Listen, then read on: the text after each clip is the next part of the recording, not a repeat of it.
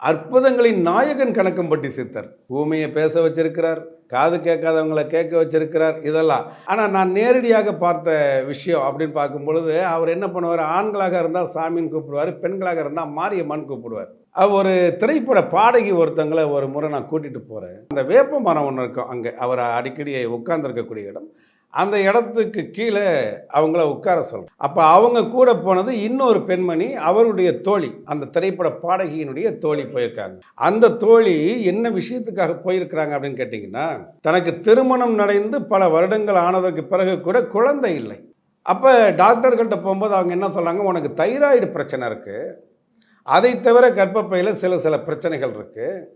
இதற்கு உண்டான மருத்துவத்தை நீங்க ஒரு 3 வருட காலம் பண்ணணும்.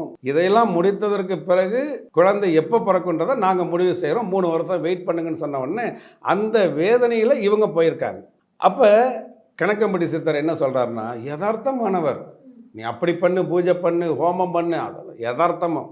இவங்க 2 பேரும் பக்தியின் அடிப்படையில ஒரு ஐயாவ பார்த்துட்டோமேன்னு சொல்லி மெய் மறந்து உட்கார்ந்துருக்கிறாங்க. ஆனா, அவர் அங்கேருந்து வரவர் என்ன சொல்றாருன்னா, என்ன கூப்பிட்டு, "சாமி, இவங்க 2 பேரும் வாய மூடிட்டு அமைதியா உட்கார்ந்திருந்தா, வயித்துல இருக்கிற அழுக்க எப்படி நான் எடுக்க முடியும்? வீட்ல உட்காந்து ஊர் கதை பேசுறீங்கல்ல, இங்க உட்காந்து ஏதாவது பேசுங்கன்றார்."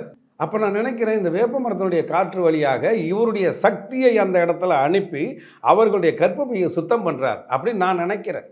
பெண்களின் பெருமை பேசும் பிரத்யேக ஜவுளி கலெக்ஷன்கள், trending sarees, blouses, salwars, kurtis, Dress and materials, Mayura silks and fashion.